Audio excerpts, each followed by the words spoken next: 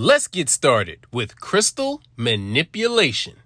With the ability to create stalagmites, shell out a fortune to companies, and shatter all who get in your way like glass, users of Crystallokinesis can create, shape, and manipulate crystals and crystalline materials, which are homogenous solids formed by a repeating three-dimensional pattern of atoms, ions, or molecules, and they have a fixed distance between each congruent part. Simply put, a crystal is a solid with atoms so tightly packed together that the molecules align themselves perfectly, which then creates something way more defined than a rock. This process is also called crystallization in layman's terms. This can happen for a variety of factors, but the most common and/or observable consist of water evaporating from a natural mixture like saline, salt water, or blood maybe. After the process of evaporation, a thin film or type of residue is usually left behind that has the structures of a crystal or a crystalline structure.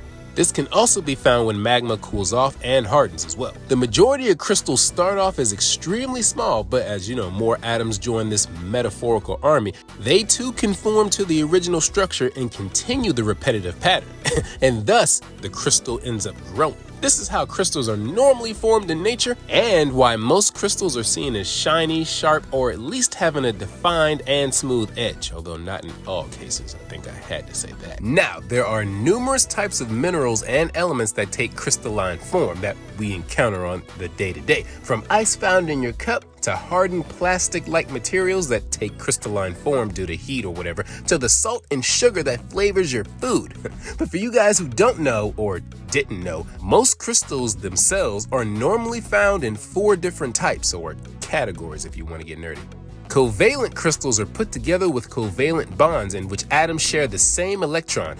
And because the atoms don't want to give up that one electron, they need to stay stable. So more or less, they're kind of working together in a way to keep that electron there. Think positive to positive connection. But imagine that scenario multiplied by millions. These are the type of crystals that are normally found in nature, ranging from rubies and quartz or even diamonds. Ionic crystals are formed by ionic bonds. Normally, these crystals possess a high melting point because they're held together by the attraction of the ions, which is a positive to negative connection like a magnet. But these are still pretty brittle and weak physically. The most well-known ionic crystal is found in your salt shaker, aka iodine salt. Special note, this type of crystal is normally viewed as extremely dangerous when the bonds break, not separate.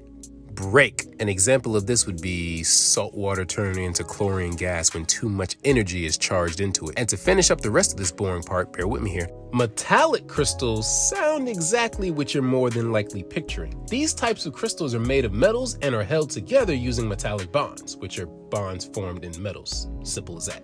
These crystals have a shiny appearance and include copper, gold, iron, and aluminum just to start. And last and certainly most least, in regards to the other crystals I've just talked about, are molecular crystals, which are the weakest bonded of all the crystals. They are normally kept together by weak hydrogen bonds, so something basic like temperature increase can destabilize them, which goes into them having low boiling points and structural integrity, which in turn makes them very brittle. Brittle enough for one of the nerdy to break. Most forms of ice are typical examples of molecular crystals or even sugar crystals, so there's that. In addition to that, there are 7 basic shapes of crystals. I'm not getting into that, that's way out of my depth. It's well known that the shape of the crystal can vary because of the many combinations crystals are known to take. And because of that, these varying differences are usually a clue as to which repeating pattern is happening within the internal arrangement of said atoms.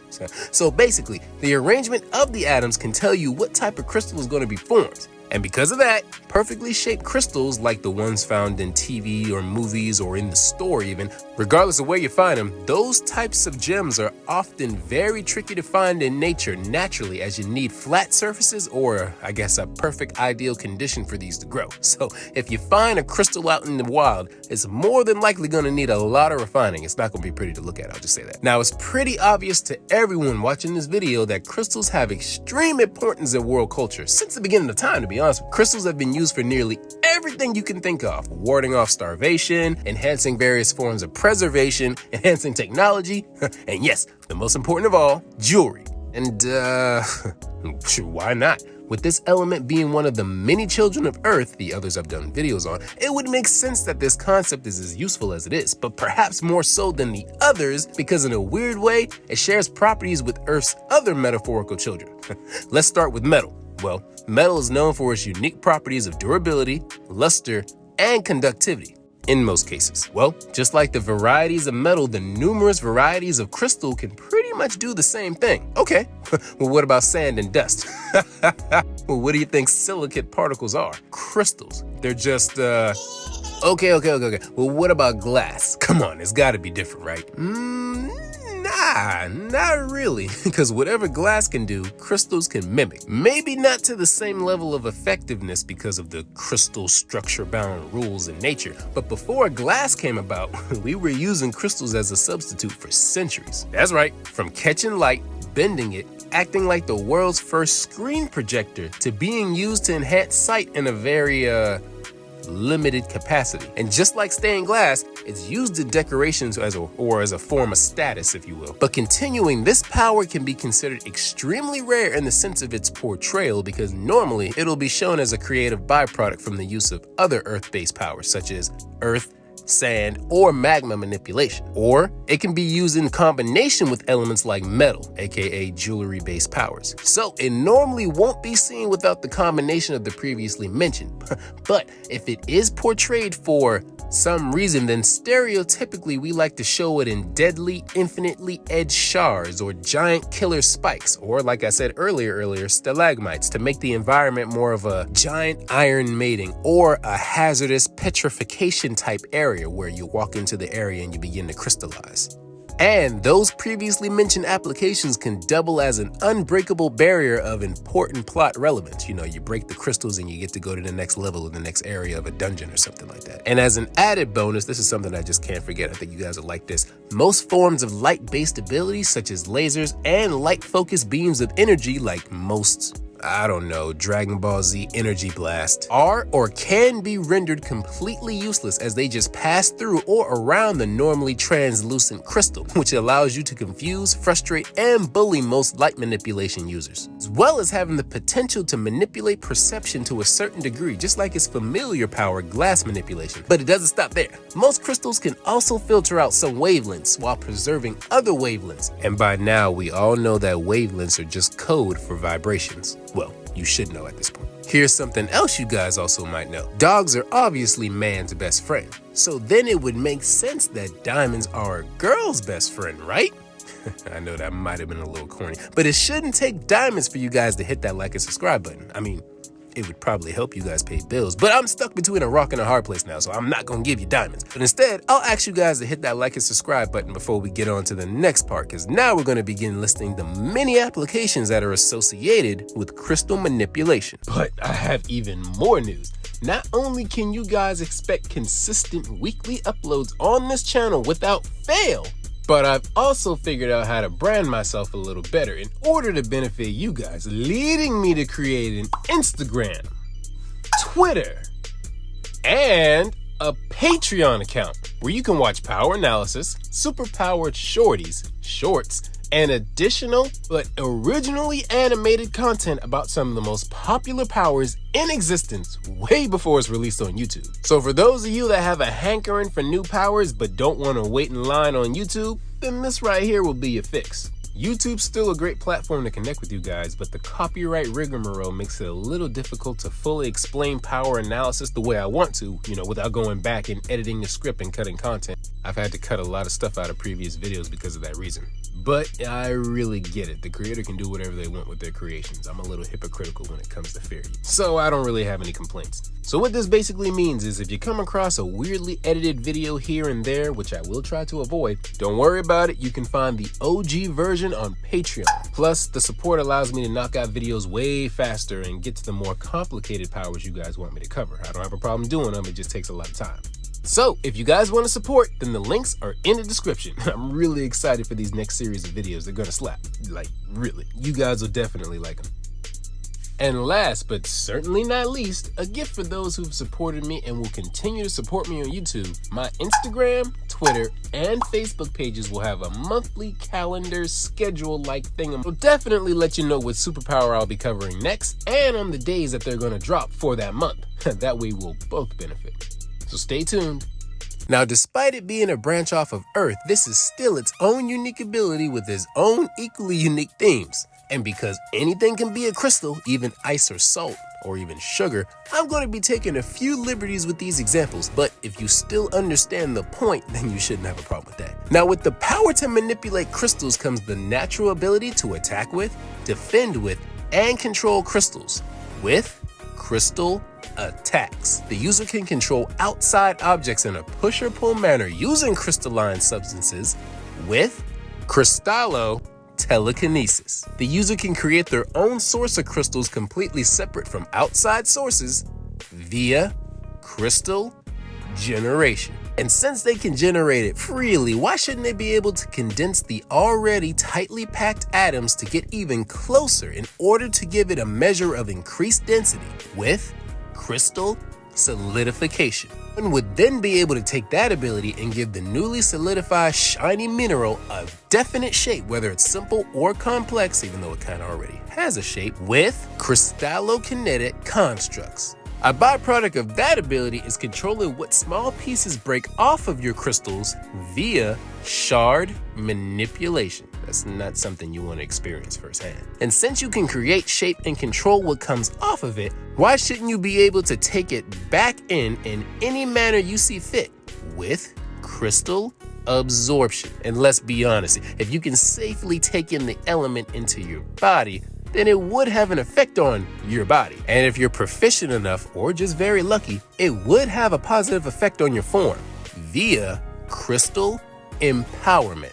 And if you're so inclined, you can tap into the esoteric side and access the vitality increasing ability of gems, minerals, and other crystalline substances with crystal healing. And since you can absorb it into your body, you should be able to give that life energy your body naturally possesses the properties of a crystal with crystal aura. And since it makes up your life energy, why not use its properties to grant other outside users crystal-based powers? Or you can give yourself a power completely unrelated to crystals and gems with crystal bestowal.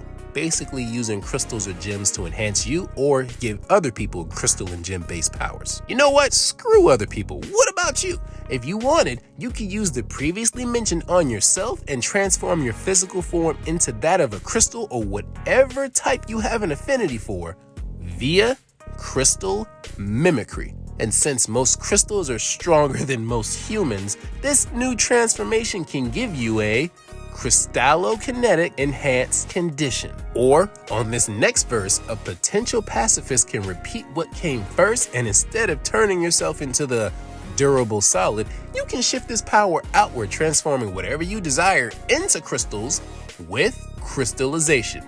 This can double as a form of net worth imprisonment by trapping said target in the enhanced gem via crystal sealing. This ability can be viewed as extremely cruel in a fate worse than death kind of way, but it can also be viewed in the positive because the protection aspect.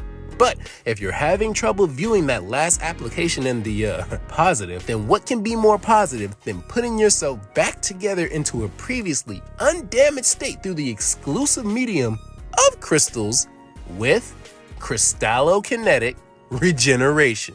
But if you want to get up close and personal, then infuse crystals into whatever combative capabilities you possess in perhaps the most painful, humiliating, and expensive way of beating the living shay out of a target via crystallokinetic combat. But we're still going to need to see what you want to place your greedy little diamond-encrusted paws on. So in order to do that, it would be a good idea to spy and gather info through a crystal or that ice in your watch via crystallomancy. Great, now you can see your target pick their nose without them being any of the wiser, but they happen to be on the East Coast while you're on the West Coast. How you gonna get there? Well, if you act fast enough, you can summon crystals and ride them like a wave in order to reach your target before they even notice with crystallokinetic surfing. Or you can use the element to propel yourself through the air under your own power through the exclusive use of crystals via crystallokinetic flight. Or you can move from one location to another through the exclusive use of crystals. This is done by having the crystal teleport you either through contact or by fusing with the crystal via crystal portation. Or you can use gems and minerals in order to create a window through space and time without occupying the space in between via crystal portal creation. And there you have it, crystal manipulation in a nutshell. Despite its simplicity, this has a lot of uses that kind of makes sense to me. And it should to you guys as well, but if it doesn't, let me know. I might do a part 2, who knows.